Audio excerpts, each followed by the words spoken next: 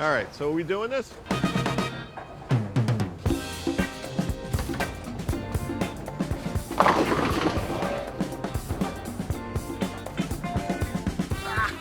Getting a little left on me. You still got it. You still got it. What do you have? It's exactly the same. No. Unbelievable. You haven't changed at all.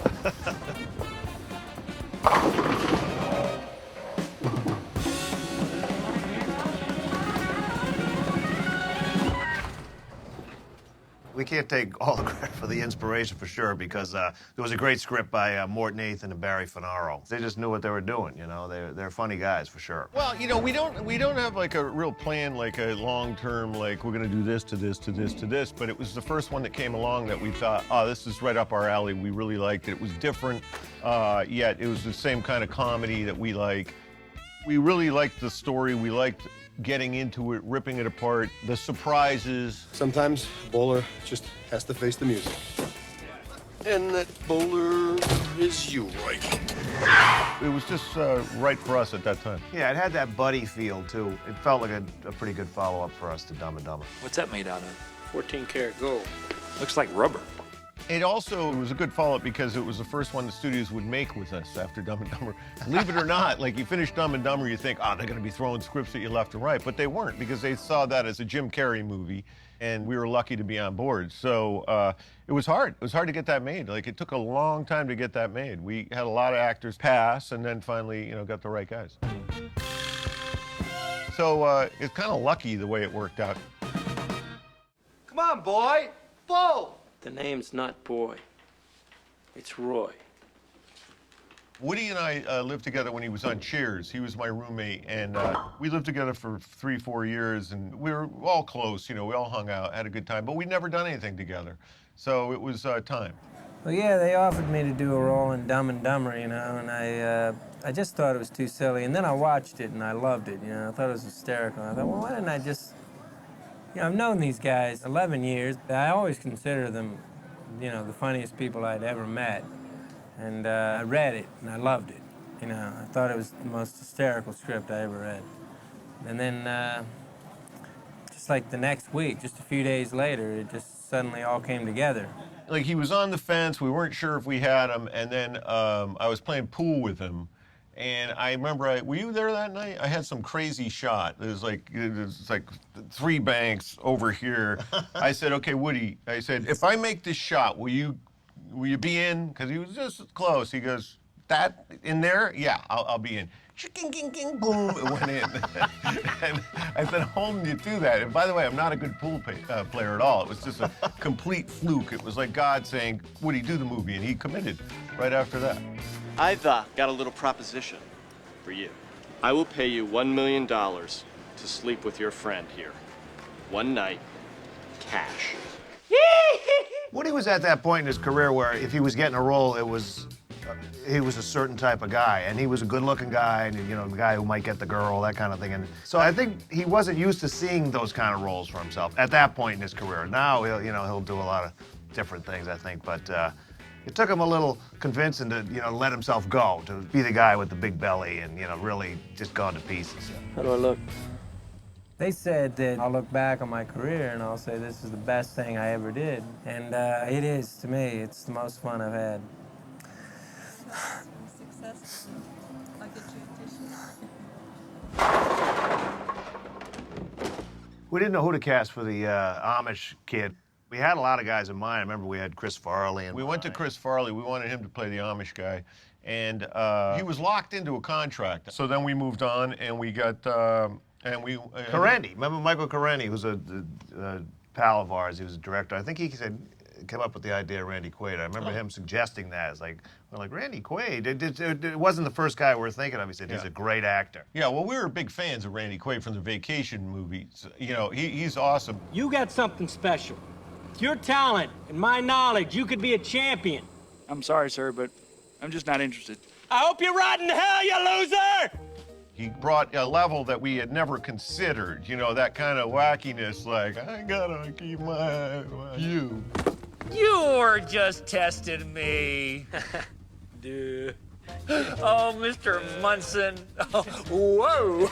Yeah, he was doing things that weren't necessarily written like that in the script. He was just, the way he played it, we were like, that's genius. Yeah, 'Cause and then when we he had nailed it. Randy, we were talking about Bill Murray, but we didn't know how to get to him. And Randy said, I worked with Bill, I could call him. He put in a call and said, yeah, Bill said he'll do it. Yeah, he's like, oh, okay, great. Yeah, next Tuesday, all right, right. Yeah, he's got to do it. And like, This was what? like 2 weeks before we were shooting, by the way. We didn't have the guy yet. I said, who do we contact? He'll be here. I told him where to come. And we're like, really? And we just sat there and waited, and sure enough, the day Bill was supposed to shoot, everybody's like, what if he doesn't show? You know, what do we do here? Came walking in. Yeah, in character, in costume. Yeah. Bill's got like an 800 number and, no agents, and, you generally leave him a message or something, and you hear back from him a couple months later. But Randy's got the bat phone or something. He knew how to get right in touch with him. Yeah, he was got right to him. Yeah. I've read a number of scripts of theirs, and none of them have ever been good enough. It's just that I suffered a lot of financial reversals this year and decided to take the film. But they're very nice to work with. I've really had a good time on this movie because I've only had a few days' work, and they never blame somebody who's got a small part, Bill showed up the first day. We gave him the sides, which is just stuff you're going to shoot that day. And Bill just looked at you, okay, I get it, and he threw it aside. Yeah, right. He'd come up with stuff that was like, God, I wish we had thought of that before, so we could say we wrote it, but we didn't. Hi. Not you. Hi. Yeah, that's not scripted. No, that scene I wish it was done. scripted. That scene was done. And we had learned, don't say cut. Just let it sit there for a minute. And he just looked around and, But even the stuff that was, in the scene, he was doing it differently. You have everything going for you. You're on a gravy train with biscuit wheels. Gravy train with biscuit wheels? We weren't writing that stuff. No. He does what he wants, and again, it's like you let him do it because it comes out great. A guy like Big Earn, with his panache and style, has clearly done for bowling what Muhammad Ali did for boxing.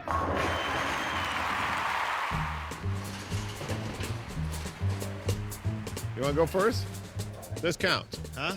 This one counts. This one counts? Yeah.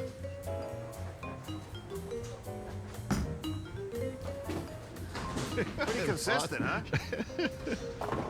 What would you recommend I do? I would not start here.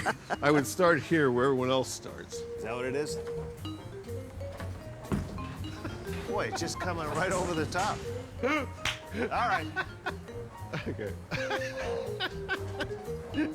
I think we thought it would be like it is. We thought it would be great. And as we were going along, we were just seeing, oh, wow, this is really what, we were expecting.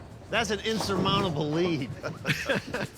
What we didn't see coming was that when it came out, it didn't do any business, because we'd only had one movie, which was Dumb and Dumber, and that was a big hit. And we thought, okay, if you make a good movie, it comes out, it's going to always do well, and it didn't. That was a little wake-up call. That was like a jarring wake-up call, because that was what we call a nut punch, right? Yeah. Because the week before it opened, or 2 weeks, they said it's going to do 18 mil that opening weekend, and then it did 5 million. So we were like, seeing stars, like, what happened here? Maybe we were too brave, because when it came out, again, it was like people, maybe they didn't want to see a bowling comedy. I don't know. It wasn't until it came out on video, in DVD, some like 4, 5, 6 months later, that it exploded. It was #1 on video 4 weeks in a row. I think someone said it broke some record for a movie that was never in the top 3 or 4 that was #1 for that long on video. And then people started coming up to us, I saw Kingpin, I love Kingpin, and it was a nice feeling, but it had been 4 or 5 months of no phone calls. Roy, can you get sick drinking piss? I think you can. Even if it's your own? Our movies aren't violent, particularly. Occasionally you have little moments, but we don't have blood splattering. They're not, you don't have a lot of language. You don't have nudity, graphic nudity. Really, what offends people in this is just plain old bad taste. There's truth to that. I'll stand by that. When we did Dumb and Dumber, which, again, our first movie, and Kingpin, our second movie, we were establishing a tone that wasn't really out there at that time. Yeah, I hope you don't mind. I got up a little early, so I took the liberty of milking your cow for you. We don't have a cow. We have a bull. I'll brush my teeth. The 90s and 80s, it was all like John Hughes comedy, stuff like that. It was a different tone. Like, they were just, I want to say, a little softer. And so we were pushing it more. It's just the kind of humor we enjoy and we do with our friends, and we joke around, and it's sort of, if it makes us laugh, we keep it in. There you go. Yeah. I feel like we underrated her at first. She had been in Dumb and Dumber, a very small role, one of the dog owners at the beginning. I remember at first feeling like she was thrust upon us because Bob Shea, who ran New Line, is his sister. And he said, hey, why don't you ever come in and read her? Okay. And she did a nice job. But we thought, okay, she blew our minds when she came in for this. Yeah. Well, she came in that character, dressed up, and we thought it was a homeless person off the street. And we were, trying to be polite, but, someone get her out of here. She came in like, hey, you guys know an ashtray around here? Like, no, there's no ashtray. We had no idea it was her. So she got us, What is it about good sex that makes me have to crap? You really jarred something loose, Tiger. Once we realized it was her, I was like, all right, that's it. You won the part. Yeah. We never looked at anybody else. Well, then in our next movie, there's something about Mary. She was, even better. So yeah, and that's why we always work with her. Uh-oh. Oh! Now, may we please establish who said plots are for pussies? That was him. That was our motto during Dumb and Dumber. It was always, when in doubt, just do the funniest thing you can do. Forget about the plot line. Plots are for pussies. Yeah, I remember. I said that because when we assembled our first movie, Dumb and Dumber, you filmed it and we put it all together. We're like, all right, let's show it to people. We realized it was 3 hours and 20 minutes long. 40 minutes. 3 hours and 40 minutes long. And we showed it. And we did. We showed it to people because we're like, oh, we'll figure out what we can take out and all. So, of course, there's way too much in there, and you have to take some things out. There was the kidnapping thing and all this stuff that we realized, we could probably do away with that. I'd rather lose that than lose something that's very funny that the guys are doing. But, of course, a movie does need a good plot, and we're not saying that it doesn't, And I think Kingpin's plot, it's got an awesome plot. There are twists and turns in that thing. Like, I love the way that thing ends. The thing that shocked the audience back then is Woody did not win that bowling tournament, and that was rare. Like, somehow he was going to win that bowling tournament. That's what the audiences expected. That's what they wanted, and we weren't giving them that. We didn't believe that was the right solution. You wanted it to be more real. So plots are definitely not for pussies. Yeah, it was just, made the audience laugh. Plot's pretty much everything. We're going to go the other way now. You start up here, huh? There you go. Whew, that sweet sound. Have you been playing a lot? Yeah, I played in 02. Played again in 08. Oh, my God. It's just like my golf swing. Someone once said, or many people have said that comedy is hard work. We don't believe that. It shouldn't feel like hard work. And if it does, then we feel like you're doing something wrong, especially if it's at the point when you're shooting. Writing comedy, that's hard work. Shooting comedy should be fun work. And so we do try to keep a really open, happy, loose set. I'm not feeling old and fat and disgusting anymore. Just old and fat. And by doing that, we allow the actors to, if they feel close to everybody, like everybody's having a good time, the actors will try more stuff, which is what we want. Because it doesn't always work, even if it is Bill Murray or Jim Carrey or Woody Harrelson. Sometimes it doesn't work, it just doesn't. But they have to have the courage and the confidence to be able to go there and try stuff. Because you know what, when it does work, it's off the charts, I don't want to go home. I want to go to Reno. So that's the main reason we keep it loose is for the actors' sake, so that they feel relaxed. Wow, you still too fast? No, that was a lot better. Don't go any slower than you want. If anything, go a little faster. Not much faster, but you should be like that. But even more like a smile, yeah. There you go.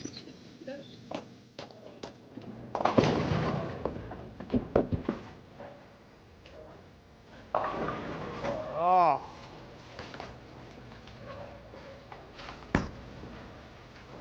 Ah. Mm. Man, I can catch it. Yeah. We were in bowling alleys almost every day on the shoot, and so when the crew's setting up the next shot, we're like, oh, let's go down, go down the lane down at the end, and we'll bowl for money. And, just a little fest between ourselves. And he was good. We had another guy, Gerke, he was really good. Yeah. He had 279 3 times, and I guess that's all strikes and 1 spare. I really come to like bowling. I always make fun of it because I'm a golfer, and anytime you're playing a bad round of golf, you always say, well, I'm just going to quit this game and take up bowling. But I may really do it. Randy was like a natural lefty beautiful stroke. Bill's one of those guys. I think Bill can play every sport. Bill's a great athlete. He's a really good athlete. Well, look, if you can believe it, Sylvester Stallone knocked out Mr. T, you can believe I can bowl 226. And Woody's a good athlete, too, but he can't bowl. No. He cannot bowl. And I don't mind saying it because I can't bowl either. He can bowl, I'm but okay. I can't bowl. But Woody was horrible. Like, he would not break 80, you know. He was bad, and his form was bad. The whole thing was bad. We had guys working with him just like to make it look good. I'm not, no. Bowler? No, not me. I'm not a bowler from way back. I'm not a bowler now. But, you know, I fake it. I fake it real well.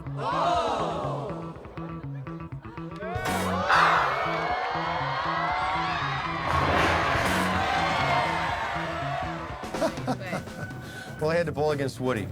And honestly, the guy's got no athletic chops whatsoever. Bowling is probably his weakest sport, too. So I didn't practice at all because I didn't want to look too good compared to him. Tried to keep it close. How about one more title, sweetness? The scene where Bill Murray, Ernie McCracken, has 3 strikes in a row at the end to win.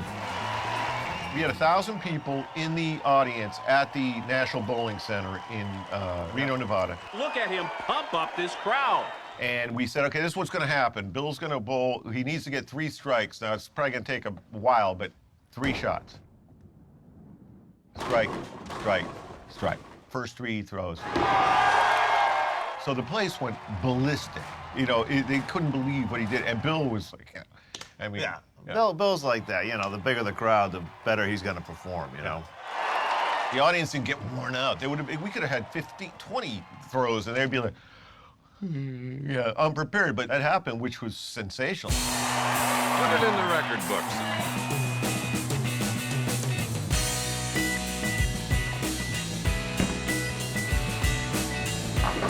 It's a despair. After you. I don't know if Kingpin ever left pop culture, because it's always on TV, it seems. And, you know, I have more, like, diehard Kingpin fans than maybe any of our movies. There's a real diehard guy who likes Kingpin who just come up and say, look, I like this, I like that, but there's nothing better than Kingpin. I'm really proud of the movie. I think it's a great movie, and it's a great-looking movie. You know, it was shot outside of Pittsburgh in those fields in the Amish fall, country. it was beautiful. It's just gorgeous. It's really an elegant-looking movie, surprisingly elegant for us. Yeah, and I think the performances in it are real good. I think it's one of Woody's, you know, great performances of his career, and he's had a bunch of them. And certainly Randy. Bill is incredibly funny. It's got also a very nice message. I hope it's around for a long, long time. Who wants to bowl for me? I need a relief pitcher. You can do it. Your shoulder hurt? No, it doesn't hurt. My ego hurts. There you go. Nice. It all comes down to this roll. He's got 1 foot in the frying pan and 1 in the pressure cooker. Believe me, as a bowler, I know that right about now, your bladder feels like an overstuffed vacuum cleaner bag, and your butt is kind of like an about-to-explode bratwurst. Good luck. Wow. All right, I'm done. That's pretty good. You got me. You got me fair and square. Oh yeah, bowling is guaranteed to be resurrected by this film. You watch. 1996 is the year of bowling.